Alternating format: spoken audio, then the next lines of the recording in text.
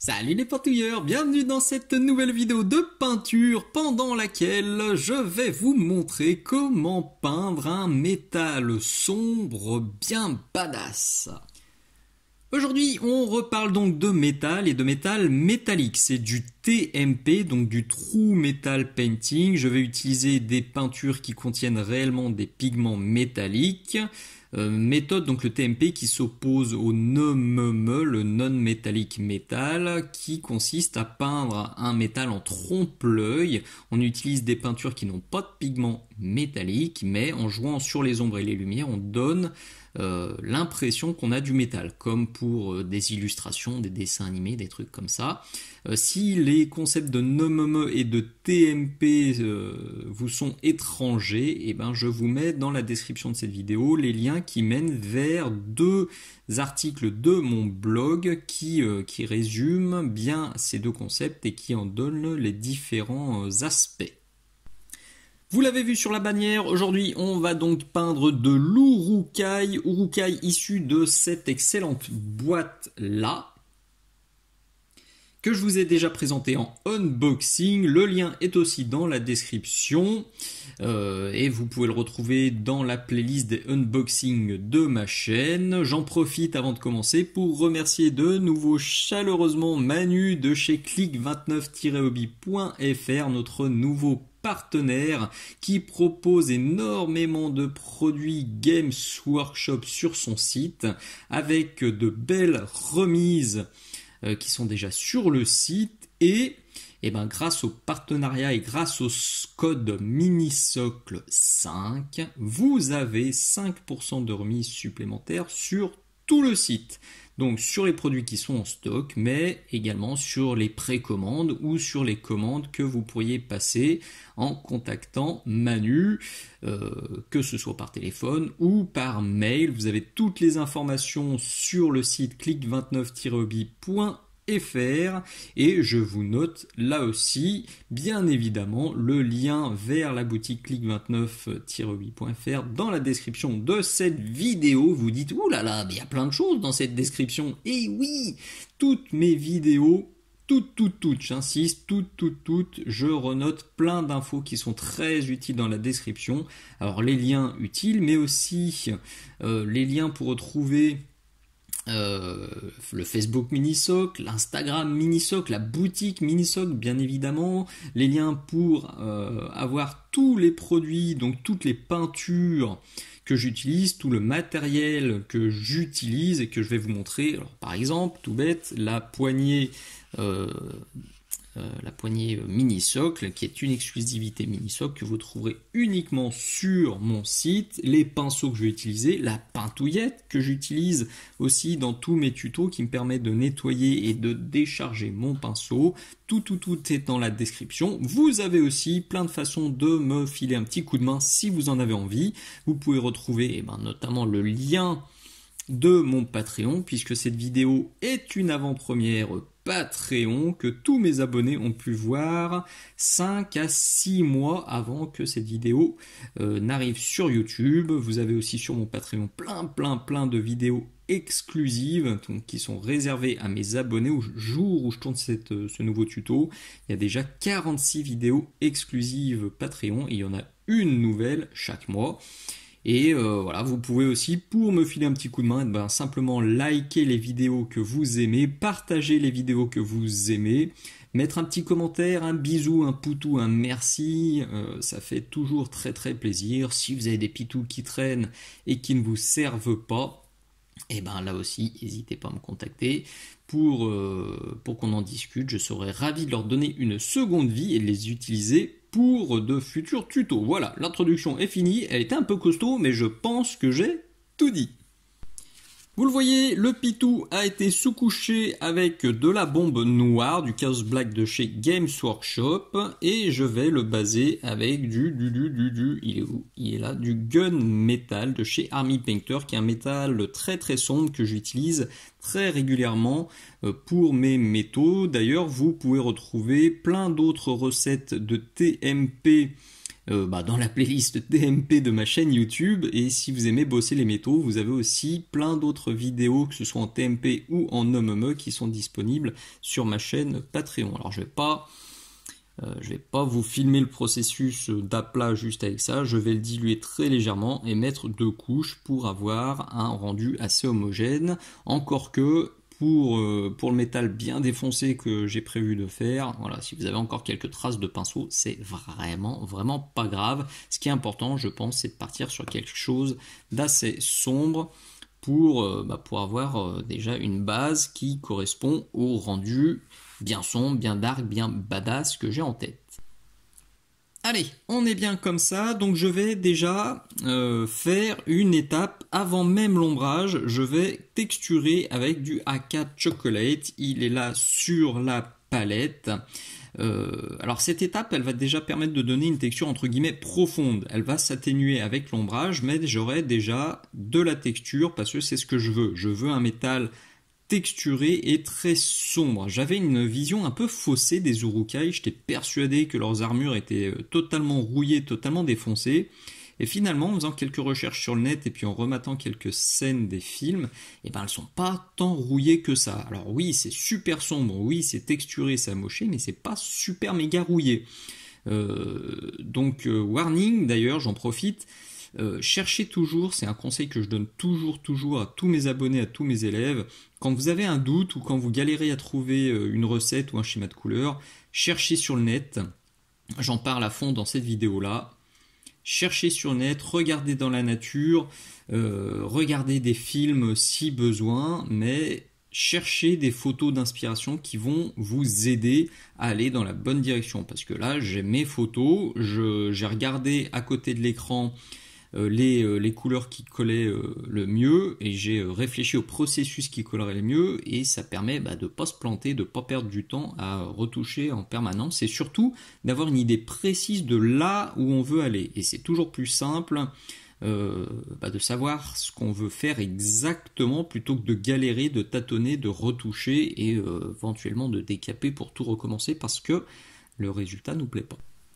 Donc je vais le diluer légèrement parce que si on l'utilise pur, ça va texturer trop. Je veux pas faire du crépi, je veux avoir de la texture dans la couleur, mais je veux pas que ce soit en surépaisseur. Vous comprenez bien que si on dilue pas trop, on fait des gros pâtés de couleurs, c'est pas du tout le délire. Donc là, je pense que la dilution est pas mal. Alors, un peu de mousse de blister, j'en propose maintenant sur la boutique parce qu'on me l'a demandé. J'avoue, je pensais pas avoir à proposer ce genre de produit, mais c'est vrai que j'achète régulièrement des gammes de figurines qui arrivent avec les mousses de blister. Mais toutes les personnes qui commandent et qui peignent uniquement des figurines Games Workshop, non, il n'y a pas de mousse de blister avec. Donc, écoutez, c'est un produit utile. Je vous mets aussi le lien dans la description. Donc là, la pince fine aussi et Sprutch. Je vais venir déjà. Non, pas trop quand même, hein, faut pas déconner.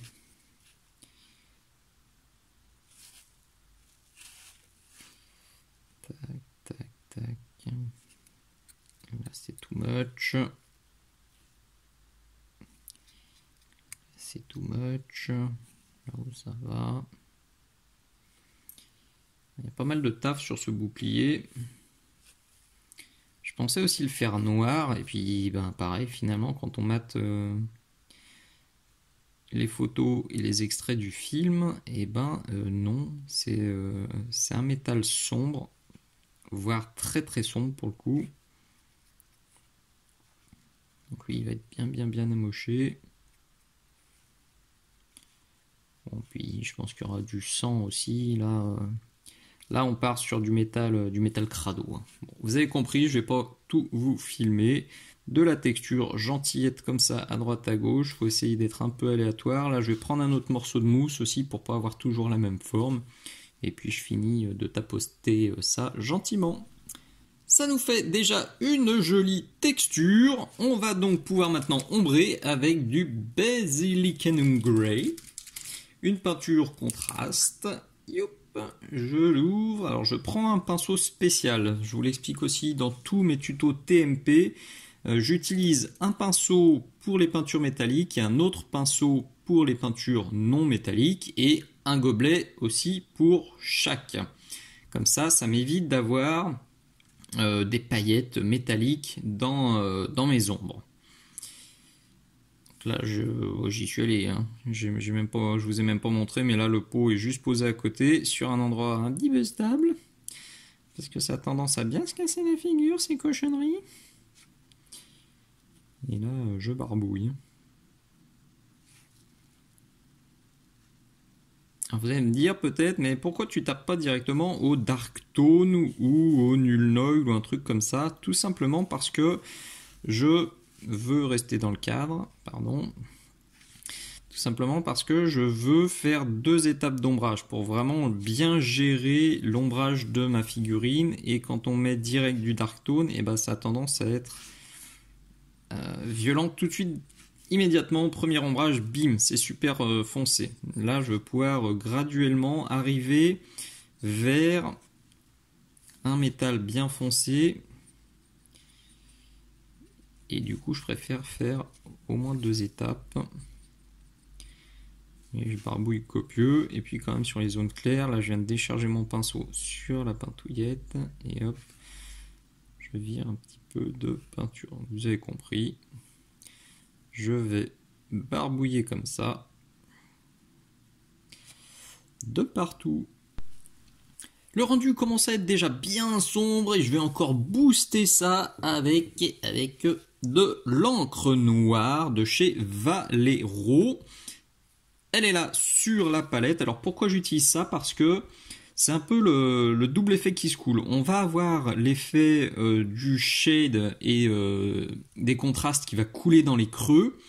Plus on va avoir un pigment, un pouvoir couvrant qui est très fort tout en gardant de la transparence. Vous allez voir, c'est parfaitement adapté à ce que je veux faire. Alors méfiance quand même, c'est très très très pigmenté.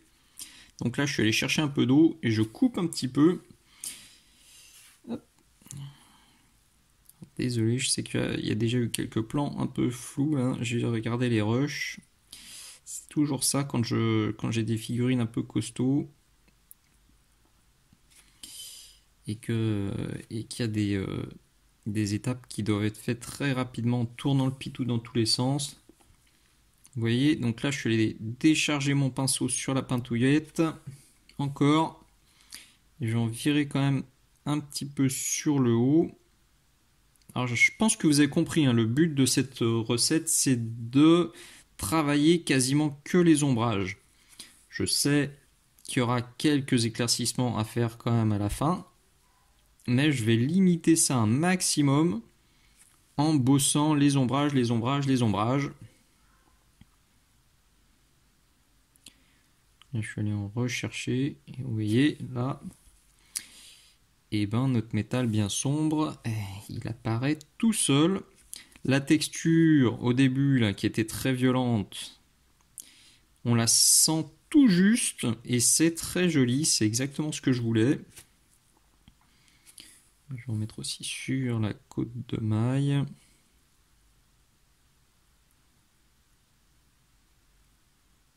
Voilà, l'avantage de l'encre, donc, c'est qu'on a toujours notre métal qui apparaît, mais que ça nous a fortement ombré le rendu global, tout en ombrant aussi un maximum les ombres. Donc le casque, le bouclier, alors là sur le bouclier, je vais prendre un pinceau plus gros, vous voyez je l'ai déjà sorti, il est là, et je vais venir l'appliquer, le tirer quand même vers le bas. Ça va être casse-gueule, allez je le tourne quand même, je sais que je vais galérer, je vais sûrement couper en plein milieu, mais vous aurez quand même vu un fail en direct. Donc l'idée c'est de mettre un gros pâté crado. Là on est sur du bien crado et il n'y a quasiment plus de métal. Je décharge à fond. Alors je rince même mon pinceau. Là je viens de rincer mon pinceau et avant que ça sèche, je viens en retirer sur le haut. Et je viens tirer ça vers le bas. On est vraiment sur du travail dans le frais.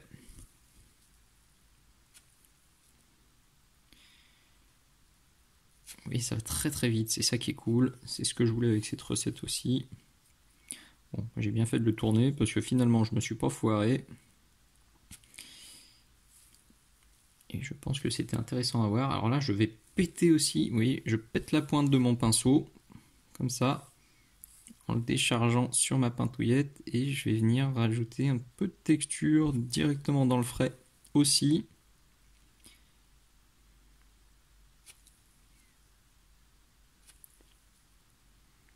En retirant un peu d'encre. Alors là, j'en ai trop retiré. C'est la loose. Bon, c'est pas bien grave.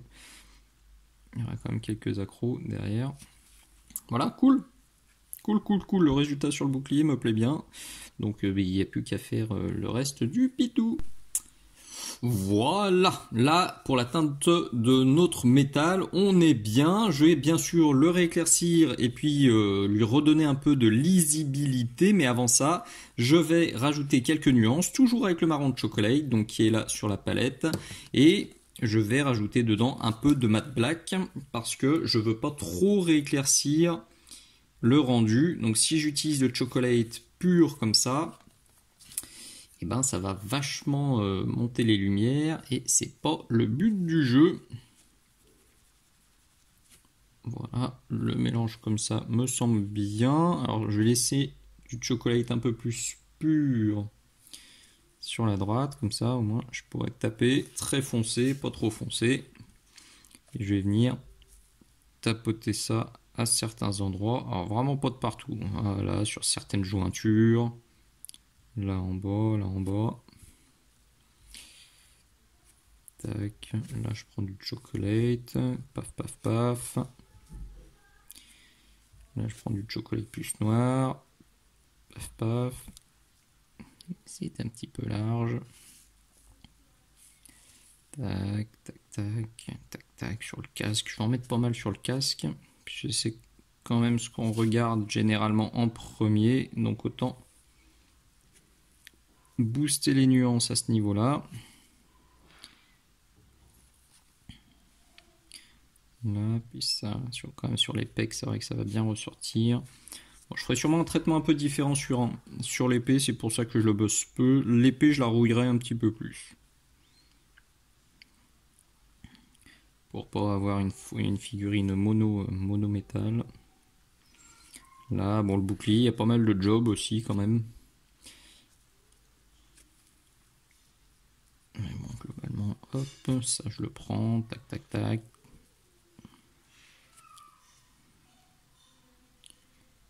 Voilà. Allez, encore une fois, dosez vraiment comme vous le souhaitez. Peut-être que ce métal vous semble trop sombre, mais la recette est tout à fait valable pour un métal qui serait moins sombre et moins amoché. Peut-être que vous voulez encore plus sombre, dans ce cas-là, repasser un coup d'encre ou retravailler vos ombres avec le matte black. C'est open bar, vous le savez, je le dis à chacun de mes tutos. Ce que je vous donne, c'est une trame, c'est une recette, alors clé en main, mais vous n'êtes pas du tout obligé de la reprendre telle qu'elle. Vous pouvez faire à votre sauce aussi avec les peintures dont vous disposez et surtout selon vos goûts. Le but ultime, c'est que la figurine vous plaise à vous, évidemment. Finalement, j'ai vachement plus chargé que prévu avec le chocolate pur, même pas dilué avec mon noir. Vous le voyez ici par exemple, on le voit bien ici aussi, on le voit bien là, parce que ça me plaisait beaucoup, ça donnait un côté très sympa à l'armure. J'en ai mis aussi beaucoup sur le casque. Voilà, moi ça me plaît bien, je le redis, faites vraiment à votre sauce. On va rajouter encore des nuances un peu plus tard, mais avant ça, je vais éclaircir. On voit d'ailleurs que j'ai éclairci un peu partout. On voit bien le liseré, on voit que j'ai rééclairci là au niveau du visage, là aussi, là en haut, là, etc. J'ai juste gardé cette épaulette-là non éclaircie pour vous montrer comment procéder, même si c'est ultra simple. On va faire du Edge Highlighting. Et puis des petits battle damage avec du plate mail metal. Alors comparé à tout à l'heure ce qu'on avait, donc pour la base, pour rappel, j'ai utilisé ça, le gun metal. Donc je prends quelque chose de bien plus clair, mais je prends pas Celui-ci, vous le connaissez, c'est mon chouchou sur tous mes tutos TMP, il y est pour mes éclaircissements ultimes, parce que c'est de la peinture aérographe qui est bien liquide, qui est très concentrée en pigments et qui a des pigments très fins. Mais là, pour mon Nooruuk, ça aurait fait trop clair, ça allait me flinguer mon effet de métal sombre badass, donc celui-ci me semble une très très bonne alternative. J'en ai mis une crotounette sur ma palette juste là, je vais juste le détendre un peu, parce que vous voyez là il tient bien raide, bien droit sur la palette. Là il va pas trop marquer, alors attention, je préviens, la prochaine séquence va être super floue. Parce que il faut que je tournicote mon petit bonhomme, mon petit Nooruuk, pour réussir à me choper les arêtes. J'ai quand même essayé de me caler un peu comme ça. Vous voyez, le but du jeu là, c'est de trouver la bonne position pour pouvoir travailler avec le pinceau bien à plat, comme ça. Alors là, attention, je vais décharger aussi, parce que je veux refaire mes arêtes, mais je veux pas non plus qu'elles soient ultra nettes. Donc vous le voyez, je tapotouillette comme ça. Tic, tic, tic, tic, tic. Tic, tic, tic, tic, tic, tic, tic. Jusqu'à ce que ça marche, et c'était chaud à dire ça. Jusqu'à ce que ça marque en plus. C'est doublement chaud. Vous voyez, vous voyez pas. Hop, voilà, tout simple. Et on garde notre côté bien usé aussi. Alors je vais en faire là. Et quand même sur le haut des pecs, là j'ai quand même passé des petits glaciers. Alors plus dilué que ça. Là je retourne chercher un petit peu d'eau. Vous voyez, on a un truc comme ça. Et sur mon pec, sur le haut de mon pec, j'ai passé des petits glacis. Donc là, sur le haut de mon épaulette,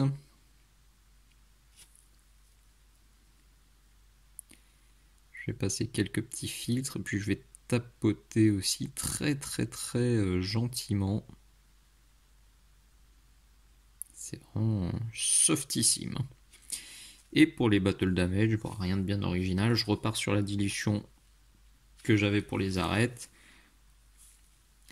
Et ben, je vais essayer de faire des traits. Hop. Ça va être un petit truc comme ça aussi. Alors là, je la reprends en bas. Et puis...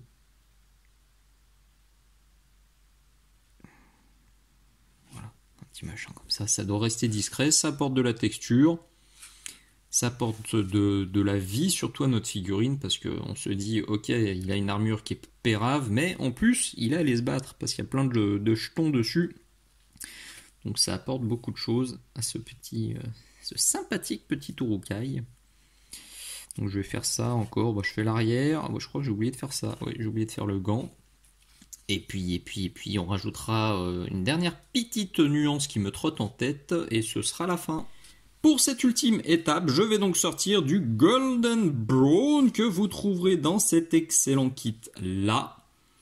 En vente, bien évidemment, sur la boutique Minisoc. Le but du jeu, c'est d'apporter encore plus de profondeur à mes nuances, à rajouter encore une petite teinte de plus en plus de mon chocolate, et donc de donner un effet encore plus travaillé à mon armure, toujours sans partir sur de la rouille. Donc ça me semble parfaitement opportun. Alors ça ressemble très fortement au flûte, comment il s'appelle, le jaune de chez Games, le Averland Sunset. Mais je prends plutôt du AK maintenant, et chaque fois que c'est possible, je prends plutôt du AK parce que je préfère très largement les pots vissés. Pour la conservation, et ben c'est 1000 fois mieux. Pour le dosage, c'est 1000 fois mieux. Donc vous verrez de plus en plus de ces gammes-là avec des pots pipettes sur ma chaîne. Donc... il est où? Eh bien, il est hors champ. Il est hors champ, il est juste là. Tac, je le dilue. Comme tout à l'heure avec mon chocolate, je vais chercher un petit peu d'eau. Alors, je vais même le diluer un peu plus que le chocolate. Alors, si vous n'êtes pas bien à l'aise avec la dilution, tirage, poussage de pinceau, alors première chose, je vous conseille très sérieusement et très chaleureusement cette vidéo-là. Donc, dans laquelle je montre comment bien gérer sa dilution, comment bien gérer sa charge, sa décharge du pinceau et comment pousser le pigment là où on veut. Et si vous n'avez pas vu cette vidéo et que vous n'avez pas envie d'aller sur Patreon et que vous galérez avec les nuances, et ben prenez pas ça pur parce que c'est un peu violent, mais mélangez avec le chocolate pour faire quelque chose de plus léger. Alors ces nuances-là, je les ai déjà faites. Vous les voyez ici, vous les voyez ici, vous les voyez là. Une fois de plus, j'ai gardé l'épolette, mais rien de bien sorcier. Donc là, je décharge bien sur ma pintouillette. Et je vais venir en caler un petit peu ici, un petit peu là. Vous voyez, c'est des tout petits points là que j'ajoute. Faut pas étaler, surtout pas. Ça doit être bien plus restreint comme zone d'application. Bien plus restreint que le chocolate. Hop, et j'atténue. Hop, j'atténue. Et de toute façon, je vais pas en mettre deux partout. Je crois que j'ai pas encore fait sur le bouclier.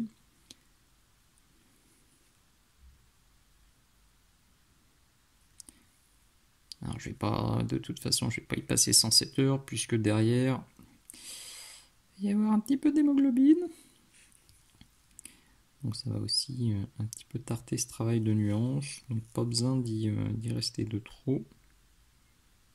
Vous pouvez aussi, si vous le souhaitez, utiliser plutôt une teinte de terre, un ocre ou vraiment en couleur, un brun, un truc comme ça, mais comme il y a beaucoup de cuir sur cette figurine, qu'il y a beaucoup de tissu crado, les teintes justement beige, brune, machin, je vais les garder pour mes cuirs. Et comme je veux pas avoir trop de ton sur ton, c'est aussi ce qui a plaidé en la faveur de ce jaune, même si au premier abord ça peut sembler un peu déconcertant, mais vous voyez au final ça ressort bien, et au moins pour tous les tissus j'ai encore accès à toute une teinte, enfin à toutes les teintes que j'aime bien, et ça va pas flinguer la lisibilité de mon pitou. Et voilà le résultat final, le contrat est parfaitement rempli, on a un métal ultra sombre, bien texturé, légèrement poussiéreux, c'est exactement ce que j'avais en tête, donc c'est bien cool. Je vous mets une photo à l'instant T. Voilà, parce qu'avec la lampe ça réfléchit un petit peu, donc ça éclaircit un peu le résultat, enfin le rendu à l'écran. Alors la photo sera peut-être légèrement différente de la photo sur la bannière, tout simplement parce que là je vais encore essayer d'avancer un petit peu avant de faire le montage final de la vidéo, mais il faut avancer. Donc si vous voulez voir le pitou fini, ça se passera sur le Facebook Minisocle ou sur l'Instagram Minisocle. Là il faut que je dépote. Je tourne au moins 3, 4, voire 5 vidéos tous les mois, c'est énormément de boulot, donc il faut avancer. On me demande souvent pourquoi tu fais pas des figurines d'expo.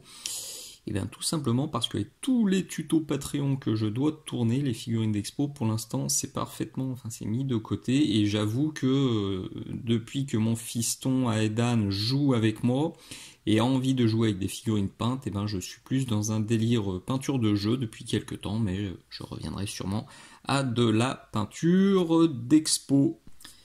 J'espère vraiment que cette vidéo vous sera utile, qu'elle vous plaira. C'est la 227e que je tourne. Il y en a déjà plus de 140 qui sont totalement gratuites sur YouTube. Il y en a à ce jour 45 qui sont des exclusivités Patreon, 10 qui sont des avant-premières Patreon. Donc logiquement, quand cette vidéo va popper sur YouTube, il y aura 50 vidéos qui seront des exclusivités Patreon. Si tout ce contenu vous plaît, et si vous voulez avoir encore plus de vidéos inédites, et si vous voulez soutenir mon travail, n'hésitez pas à venir sur Patreon, s'il vous plaît. C'est indispensable pour que je puisse continuer à faire des vidéos qui pop sur YouTube totalement gratuitement. Je le répète, je gagne pas le moindre centime avec YouTube. Ma chaîne n'est pas monétisée. YouTube ne me verse rien du tout. Le seul retour que je peux espérer de YouTube, c'est au moins des merci, des abonnements, des likes, des partages, des bisous, des poutous dans les commentaires, des trucs comme ça. C'est déjà beaucoup, mais si vous pouvez venir sur Patreon, même l'abonnement, même le soutien à 1 € par mois, c'est déjà énorme, et c'est 1000 fois mieux que les 16 000 autres abonnés de ma chaîne qui, eux, ne franchissent pas le pas du Patreon. Donc si vous le pouvez, N'hésitez pas s'il vous plaît, et si vous pouvez pas, et ben comme je le disais, au moins des likes, des bisous, des merci, des partages, tout ça c'est déjà très très bien. Si vous avez des figurines Seigneur des Anneaux qui ne vous servent pas, je veux bien les récupérer pour jouer avec le fiston et pour faire de nouveaux tutos. Donc pour ça, vous pouvez me contacter en commentaire ou sur la boutique Minisocle ou sur le Facebook, sur l'Instagram, il y a plein de façons de me contacter. Et puis voilà, c'est pareil, si vous avez les moyens, n'hésitez pas à passer par la boutique Minisocle pour vos achats, pour tous les produits que je vous montre, puisque ça aussi, et même si d'autres boutiques proposent ce que je vends sur mon shop, c'est toujours cool de soutenir et d'encourager la chaîne qui vous a montré ces produits, qui a pris le temps de vous faire des tutos gratuits, qui a pris le temps de tester plein de gammes différentes pour sélectionner les meilleurs. Je me suis pas contenté de juste regarder ailleurs ce qui se faisait et les mettre sur ma boutique sans rien tester et sans rien partager. Voilà. Fin de cette conclusion un petit peu longue. Merci d'être allé jusqu'au bout. Merci encore pour vos soutiens. À très bientôt. Ciao, ciao.